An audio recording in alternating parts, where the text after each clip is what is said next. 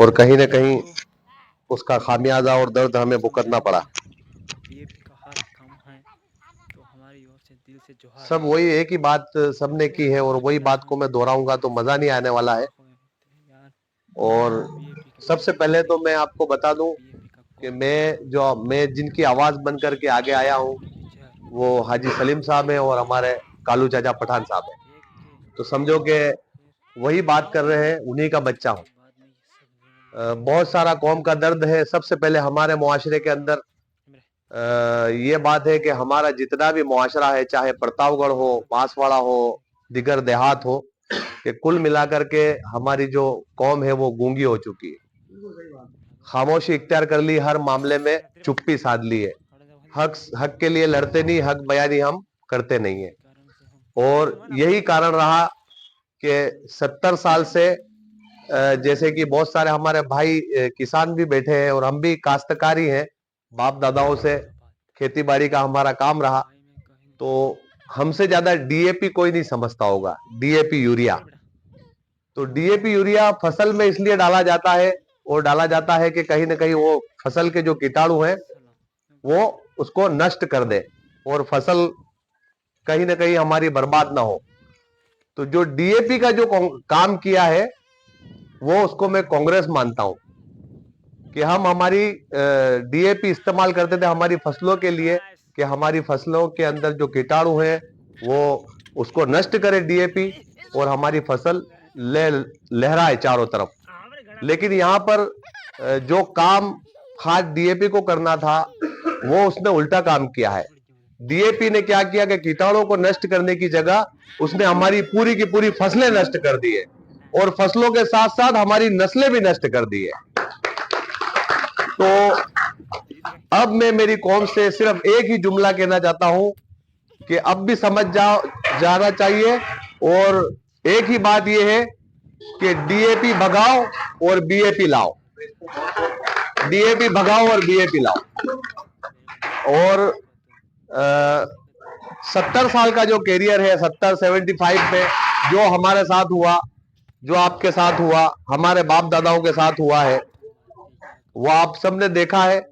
और जब हमने इस पार्टी की विचारधारा देखी, भारत आदिवासी पार्टी की विचारधारा देखी और हमारे बड़ों से हम मिले, तो कहीं ना कहीं मुझे ऐसा लगा कि ये अच्छे विचार है, अच्छी सोच है और हमारी कौम का और मुआशरे का दर्द कहीं ना कहीं इनके अंदर भी है और ये हमारी आवाज बन करके आगे आएंगे। और इसी आशा, इसी विश्वास के साथ हम अब डीएपी से दूर, जिसने हमारी फसलें और नस्लें दोनों नष्ट की, कीटाणुओं का खात्मा नहीं किया, इसलिए अब हम हमारी जो बीएपी ला रहे हैं हमारी फसलों के लिए, हमारी नस्लों के लिए, हमारी खेतों के लिए। लेकिन एक बात और कहना चाहता हूं कि हमारी जो कौम और मिल्लत है, हमने कई साल रहबरी की है, हम कई सालों से सुल्तान है। लेकिन हमारी कौम का दर्द यह है कि जब जब भी कौम और मिल्लत मुआशरे के अंदर, हमारे समाज के अंदर कभी भी कोई मसला पेश आया, कोर्ट कचहरी हुई है और कोई बच्ची, कोई बहन की इज्जत आबरू की बात आई, इस्लाम धर्म गुरु की बात आई, प्रॉफिट मोहम्मद साहब की बात आई, तो हमारी आवाज के साथ किसी पार्टी ने आवाज नहीं मिलाई। इसलिए मैं भारत आदिवासी पार्टी ज्वाइन करने जा रहा हूं और हमारी पूरी कौम इंशाल्लाह ज्वाइन करेगी, क्योंकि विधानसभा में हम भारत आदिवासी आदिवासी पार्टी के साथ नहीं थे। मेरा क्षेत्र घाटोल क्षेत्र है विधानसभा, वहां से अशोक जी भील लड़े थे और बहुत काफी मतलब 3,500 का फेयर रहा तकरीबन नाना लाल जी के सामने।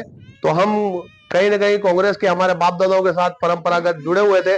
और मुसलमान वो है जिबान का पाबंद आदमी है, एक बार अगर कह दिया कि आपके साथ है तो मर जाएगा, लेकिन जबान से नहीं घूमेगा। सच्चा मुसलमान की एक कायदा है, एक पहचान है उसकी। इसी तरह से हम फिर उसके साथ जुड़े। फिर जो सामने जो पेश आया, सभी आपके सामने, मैं इसकी खुली बयानी नहीं करना चाहता, लेकिन कहीं ना कहीं मुझे उसका बहुत दर्द हुआ कि हमने ऐसा क्यों किया। अगर माइनॉरिटी के 3,500-4,000 वोट अगर उस आदमी को मिल जाते तो भारत आदिवासी पार्टी आज का वो हमारा एक तैयार एमएलए तैयार वहां भी हो जाता घाटोल क्षेत्र में। लेकिन जब हमने सूझबूझ देखी, घाटोल में माहौल देखा और चारों तरफ क्षेत्र में माहौल देखा, तो इस तरह से हमें महसूस हो रहा है, लग रहा है कि इस बार लोकसभा की सीट किसी कीमत पर कोई भी आ जाए, एड़ी से चोटी का जोर लगा ले डूंगरपुर बांसवाड़ा में, हमारा कोई रोक नहीं सकता है इस बार भारत आदिवासी पार्टी को। इसके अलावा हमें कोई लालच नहीं है, कोई लालसा, कोई लालच के बड़ी बड़ी इमारतें बिल्डिंगें बनानी है या भारत आदिवासी पार्टी से मिलकर के ये करना है वो करना है, कोई लालच नहीं है। ठीक है, हम तो आप खुद सुल्तान है। और मैंने उस दिन भी सिमलवाड़ा में एक बात की थी अली भाई कि हमें कोई फर्क नहीं पड़ता महंगाई से, पेट्रोल से, कोई से 650-700 रुपए किलो, 650-700 रुपए किलो तरकारी फिर भी हम खा रहे हैं। लेकिन हमारा एक ही बात ये कहना चाहता हूं कि जब जब भी हमारे कौम, हमारे मुआशरे को, हमारे समाज को जब हमारे पर गलत निशाने साधे जाए, हमारे कौम पर, हमारे धर्म पर, हमारे मजहब पर, तब हम हमारी लड़ाई लड़ेंगे। लेकिन उसके साथ साथ जितने भी इस भारत आदिवासी पार्टी के मंत्रिमंडल, जितने भी पदाधिकारी है, सब हमारे कांधे से कांधा मिलाए, हमारी आवाज से आवाज, हर एसडीएम कोर्ट, जिला कलेक्टर, जिला मजिस्ट्रेट, जहां भी हम पेश आए हमारे साथ कांधे से कांधा मिलाकर हमेशा खड़े रहे। और मैं ये वादा करता हूं कि हमारी कौम जबान दे देती है तो पलटवार पीछे से या पीछे से छुरी गोदने वाला काम हमारा मुआशरा, समाज नहीं करता है। और हम जब जब भी वादा कर देंगे कि हम आपके साथ हैं, तो फिर हम तन मन धन से आपके साथ हैं। जब जब भी ऐसा मौका आएगा तो हम भारत आदिवासी पार्टी के साथ तन मन धन से हमेशा की तरह खड़े रहेंगे, जिस तरह से हम वादा कर चुके हैं। और हमने अब देखा है कि बहुत कुछ हुआ। अब हर जगह से हर समाज को चाहिए कि भारत आदिवासी पार्टी से जुड़े, और लगभग हमारे क्षेत्र से, और पहले विधानसभा से माइनॉरिटी बहुत कम जुड़ी हुई थी, इस बार पूरे इलाके से अभी लग रहा है, महसूस हो रहा है कि चारों तरफ तकरीबन हमारे माइनॉरिटी बांसवाड़ा और डूंगरपुर के तकरीबन 2 लाख वोटर है। 2 लाख वोटर है इस बार। ये समझ लो कि सारे माइनॉरिटी के वोट ज्यादा से ज्यादा भारत आदिवासी पार्टी को पड़ने वाले हैं, सारे लगभग। और हमारा पूरा गांव, हमारा पूरा देहात, हमारा पूरा कस्बा, और हर जगह हम तन मन धन से मेहनत करेंगे। हमें किसी चीज की लालसा, कोई लालच नहीं है। हम तो बस ये जो बात हमने कही वही हमारा दर्द है कि बात हमारी इस तरह से आए तो आप हमारा साथ दो, हम आपके साथ हमेशा खड़े, हमेशा आप हमारे साथ, हम आपके साथ।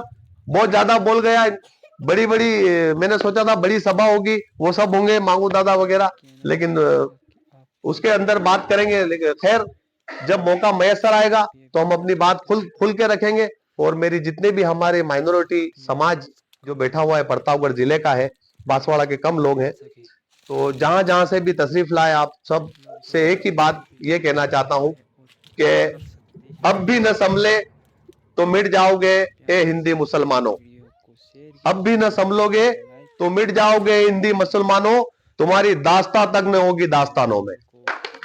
इसलिए आज हमें समझना होगा, समझना होगा, आगे बढ़ना होगा, आवाज बढ़ना होगा, अपने हक की आवाज उठानी पड़ेगी, अच्छे बुरे की पहचान करानी पड़ेगी कि हमारे लिए असली, हमारी फसलों के लिए, नस्लों के लिए ओरिजिनल डीएपी कौन है, डीएपी है या बीएपी है, ये हमें समझना होगा। और अपनी बात को मैं यही खत्म करता हूं। अस्सलाम वालेकुम, जोहर सलाम, अल्लाह हाफिज।